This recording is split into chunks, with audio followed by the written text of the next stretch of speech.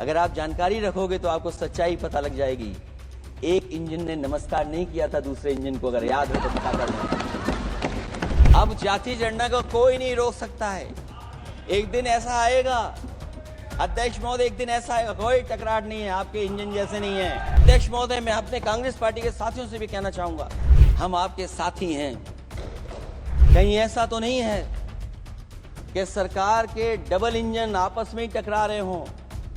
अब तो जो खबरें हम लोग पढ़ते हैं, न केवल इंजन टकरा रहे हैं अध्यक्ष महोदय, अब तो डब्बे भी टकराने लगे हैं। चीन जैसा देश केवल एक पे हमला नहीं कर रहा है अध्यक्ष महोदय, आपकी जमीन भी छीन रहा है और आपका बाजार भी छीन रहा है। जो बात मैं कह रहा हूं वो बात वहां तक पहुंच गई है। उनके चेहरे बता रहे हैं कि बात वो पहुंच गई है।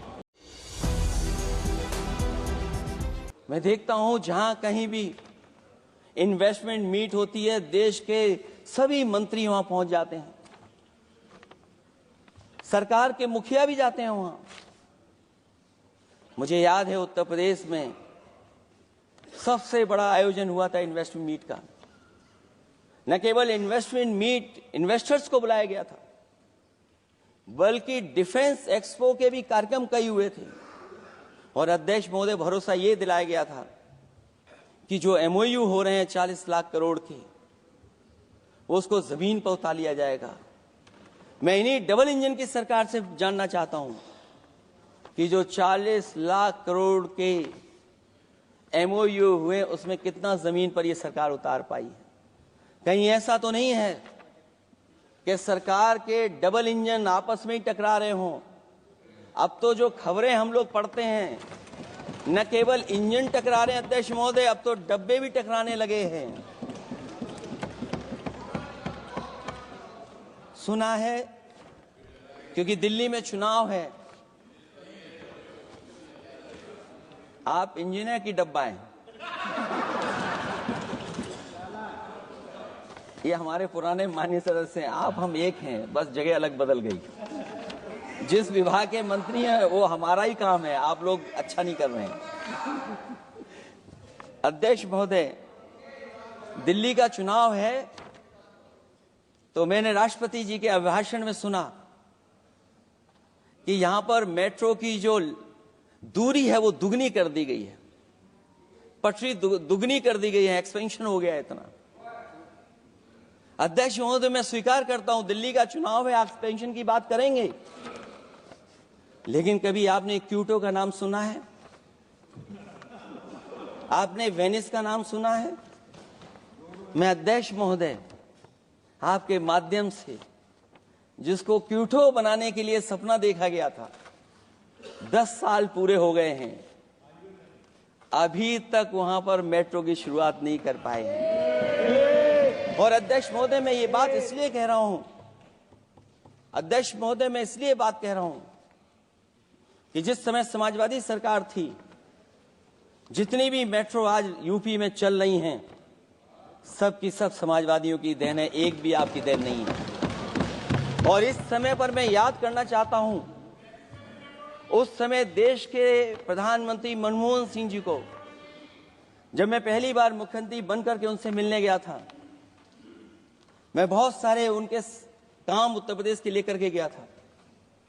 आज वो हमारे बीच नहीं हैं, लेकिन कम से कम उन्हें इसी बात से याद कर रहे हैं, जो मैंने काम उस समय दिए थे, एक एक काम उस समय के प्रधानमंत्री जी ने मेरा पूरा कर करके, और उसका परिणाम ये हुआ है अध्यक्ष महोदय, और उसका परिणाम ये हुआ है कि आज उत्तर प्रदेश में जितनी भी मेट्रो चल रही है, चाहे वो लखनऊ की हो, कानपुर की हो, आगरा की हो, नोएडा की हो, ग्रेटर नोएडा को जोड़ रही हो, दिल्ली को जोड़ रही हो। और अध्यक्ष महोदय, जिस समय उद्घाटन हुआ था दिल्ली से नोएडा को जोड़ने वाली मेट्रो का, उस समय देश के प्रधानमंत्री एक विदेश के बहुत बड़े उनके साथ बैठ करके गए थे उद्घाटन करने। वो अगर किसी ने काम किया था पूरा, तो नोएडा अथॉरिटी और समाजवादी सरकार ने, उसमें आपकी देन कोई नहीं थी। ये बात मैं मेट्रो की इसलिए कर रहा हूं कि जो लोग दिल्ली में मेट्रो बना रहे हैं, वो बनारस में मेट्रो क्यों नहीं बना पा रहे हैं? और दिल्ली का विकास अपने आप हो जाएगा, बस ये जो भारतीय जनता पार्टी की दिल्ली वाली सरकार है वो हस्तक्षेप करना बंद कर दे। अध्यक्ष महोदय, रिवर लिंकिंग का कार्यक्रम कुछ दिन पहले प्रधानमंत्री जी ने किया। अध्यक्ष महोदय, मैं आपके माध्यम से जहां किसानों के लिए एक नई चीज आ रही है जिससे कि न केवल उनकी खेती बाड़ी बल्कि बहुत सा सुधार दिखाई देगा। खेती बाड़ी को भी पानी मिलेगा, पीने का भी पानी होगा। इंटरलिंकिंग पुरानी योजना है और मुझे याद है जब पहली बार उसका एमओयू साइन हुआ था उस समय दोनों प्रदेश के मुख्यमंत्री शामिल थे, लेकिन जब उद्घाटन हुआ है तो दोनों के प्रदेश के मुख्यमंत्री वहां से गायब थे। और वो कारण अगर जानना चाहोगे तो वो कारण भी बता दूंगा अगर आप कहोगे तो।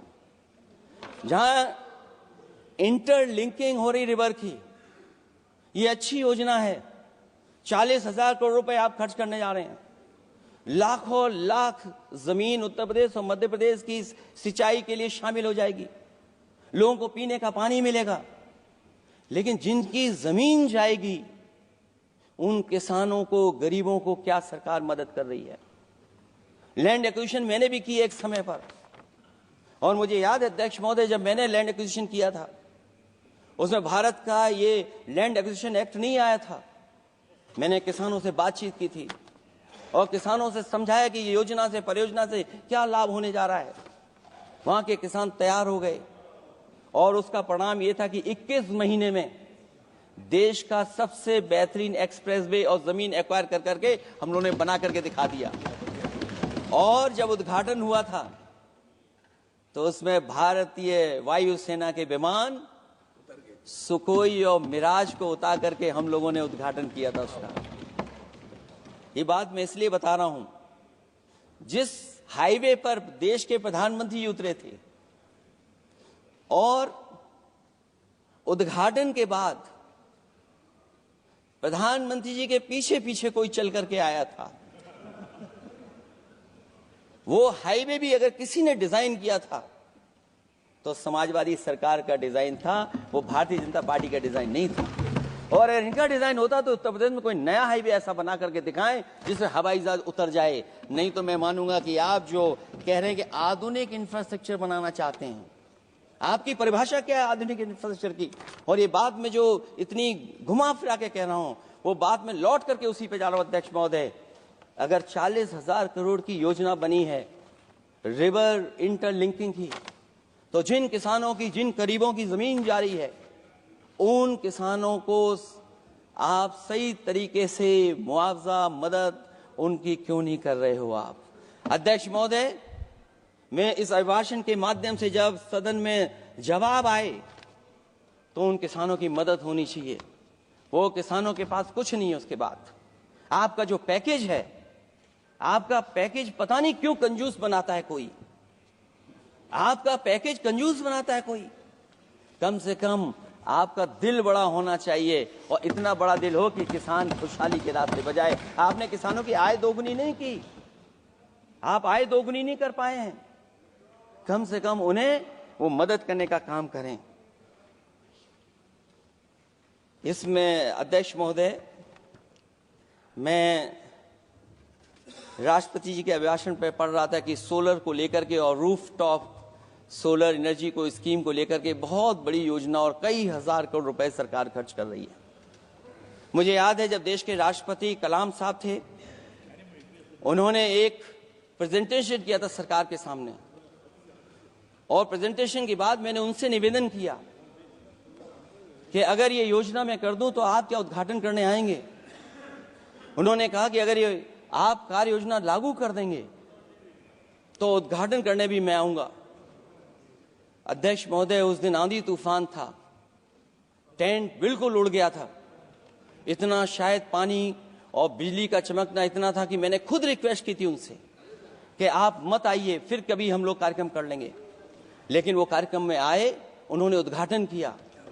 और अध्यक्ष महोदय, जो लोग कह रहे हैं 40,000 करोड़ की रूफटॉप स्कीम लाए सोलर की, जो मिनी ग्रिड बना करके पूरे के पूरे गांव को हम लोगों ने फ्री बिजली दी थी। फ्री बिजली उनको मिलती थी 24 घंटे, उनकी चक्की चलती थी, उनका सिंचाई का पानी का इंतजाम होता था। जब तक समाजवादी सरकार रही तब तक वो योजना चलती रही, और जैसे ही समाजवादी सरकार गई, इन्हीं के लोगों ने उसका मेंटेनेंस रोक दिया।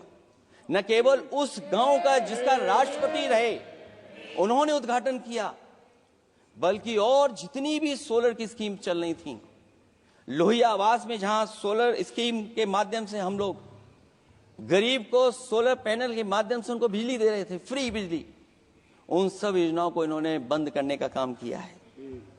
सोचिए, ये वो लोग हैं जो इंफ्रास्ट्रक्चर बनाना चाहते हैं। अध्यक्ष महोदय, चीन के सवाल को लेकर के कांग्रेस पार्टी के भी कुछ विचार हैं, हमारे भारतीय जनता पार्टी के लोगों के भी विचार हैं। सच्चाई ये सदन और ये देश भी जानता है, एक समय पर हम लोगों ने बहुत लाखों लाख किलोमीटर की जमीन, लाखों लाख एकड़ की जमीन हम लोगों ने खोई, और अब उसी रास्ते पर भारतीय जनता पार्टी चल रही है। अध्यक्ष महोदय, सवाल यह है, जमीन खोने के साथ साथ भारतीय जनता पार्टी स्वीकार नहीं कर रही है कि जमीन चीन ने कब्जा की है। और ये बात अगर हम लोग कह रहे हैं तो जो अखबारों में खबरें निकलती हैं, टीवी पे कभी कभी खबरें आती हैं, अध्यक्ष महोदय सरकार को कहिए कि ऐसे चैनल, ऐसे अखबारों पे एफआईआर लिखा कर उन्हें जेल भेज दो, क्योंकि कुंभ की जो खबर चलाना चाहते थे, कुंभ की जो खबर देना चाहते थे, उन कुछ साथियों पे आपने एफआईआर लिखा दी है। अगर कुंभ पर सच्ची खबर दिखाने वालों पे आप एफआईआर लिखा सकते हैं, तो फिर चीन की खबर, जो खबर चला रहे हैं, उस पर भी आपको एफआईआर लिखानी चाहिए। दूसरा, हमारा एक जाति जनगणना का मसला बहुत पुराना है, ये कोई नया नहीं है। आरक्षण के सवाल पर इस देश में दक्षिण भारत से लेकर के उत्तर भारत में और देश में जगह जगह पर बहुत सारे नेता ऐसे रहे जो आज हमारे बीच नहीं हैं, जिनकी वजह से हम आज उस आंदोलन को आगे ले जा रहे हैं। बाबा साहब भीमराव अम्बेडकर जी का जो संविधान है, उसके तहत जो हमें हक अधिकार मिले हैं, आरक्षण की व्यवस्था है, उस व्यवस्था को और मजबूत बनाने के लिए जाति जनगणना होना चाहिए। उसके पक्ष में अब तो कांग्रेस पार्टी भी है। एक समय था जब कांग्रेस पार्टी उस पक्ष में नहीं थी, और अध्यक्ष महोदय, मैं बड़ी जिम्मेदारी के साथ कहना चाहता हूं, अगर उसी समय कांग्रेस पार्टी भी पक्ष में होती तो आज हमें आपके सामने खड़ा नहीं होना पता, मांगना नहीं पड़ता जाति जनगणना। लेकिन अध्यक्ष महोदय, मैं अपने कांग्रेस पार्टी के साथियों से भी कहना चाहूंगा, अध्यक्ष महोदय, मैं कांग्रेस पार्टी के साथियों से भी कहना चाहता हूं, हम आपके साथी हैं, और इस मुद्दे पे तो हम आपके साथ और आपके आगे भी चल करके आपका साथ दे देंगे। अब जाति जनगणना को कोई नहीं रोक सकता है। एक दिन ऐसा आएगा अध्यक्ष महोदय, एक दिन ऐसा आएगा, कोई टकरार नहीं है, आपके इंजन जैसे नहीं है, आपका एक इंजन। अध्यक्ष महोदय, ये अध्यक्ष महोदय, हम तो, मुझे कभी कभी ये लगता है कि प्रधानमंत्री जी जितना अपने लोगों को ध्यान दे करके समझाते हैं, इतना ये समझते ही नहीं है। वो अध्यक्ष महोदय, वो सबसे ज्यादा सोशल मीडिया के बारे में जानकारी रखते हैं। आप भी जानकारी रखा करो।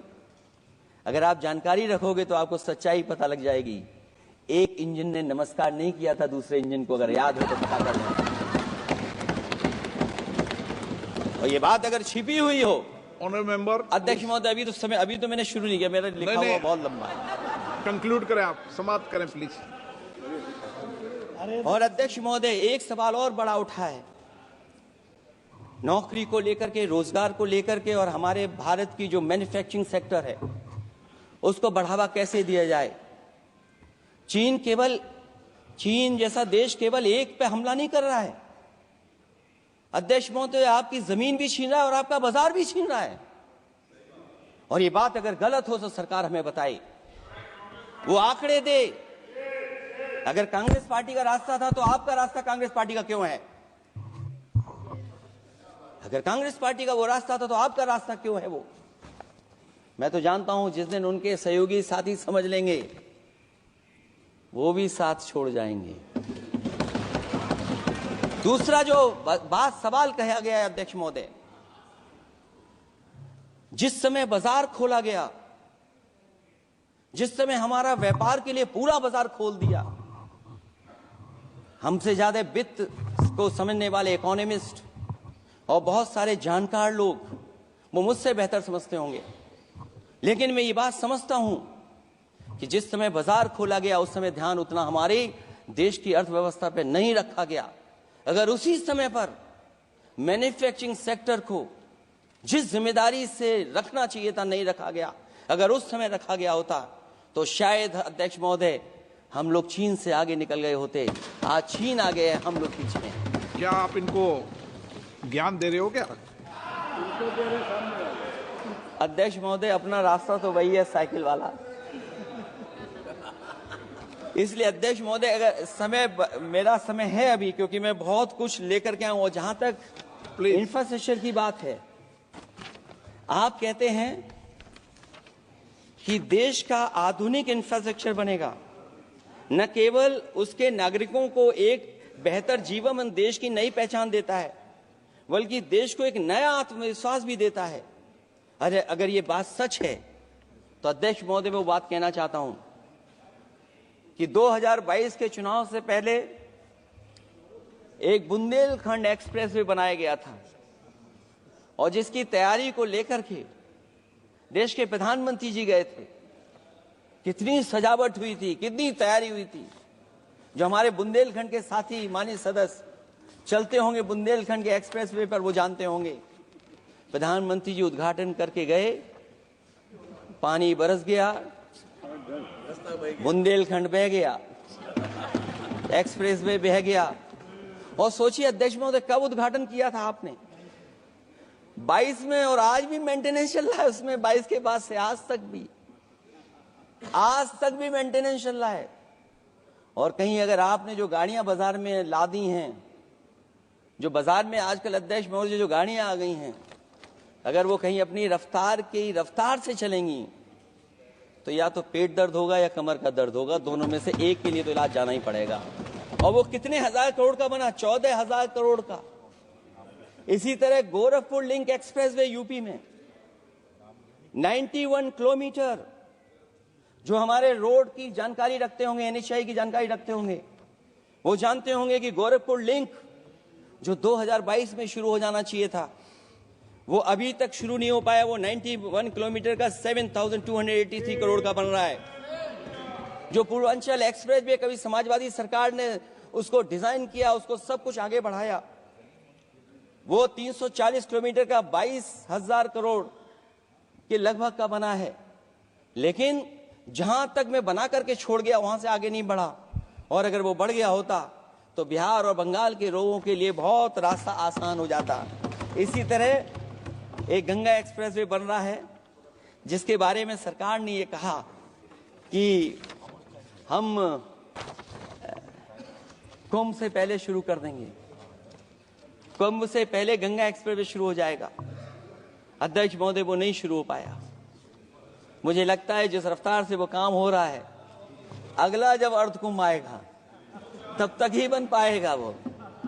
ये बातें मैं इसलिए बोल रहा हूं अध्यक्ष महोदय, क्योंकि यूपी को बिहार को दे दिया, हमें कोई तकलीफ नहीं है। बिहार भी तरक्की करे, हम भी साथ देंगे बिहार का, कोई तकलीफ नहीं है। लेकिन यूपी में अगर कोई भी एक भारत सरकार के एनएचआई का एक्सप्रेसवे आया हो तो बता दे। एक भी कोई एक्सप्रेसवे दिया हो तब, जब देश के प्रधानमंत्री को 2 बार और नहीं तीसरी बार भी मौका दिया उत्तर प्रदेश ने। मैं अध्यक्ष महोदय आपका इशारा समझ रहा हूं, बाकी अध्यक्ष महोदय भाषण में अब बजट पे पढ़ दूंगा। मेरा बाकी भाषण बजट में होगा। मैं अपना भाषण खत्म करते हुए केवल इतना कहना चाहता हूं, मैं जो मेरे सुझाव आए हैं उन सुझावों को शामिल करे सरकार, और केवल प्रचार में न रहे सरकार। अध्यक्ष महोदय, मैं अपनी बात खत्म करने से पहले जो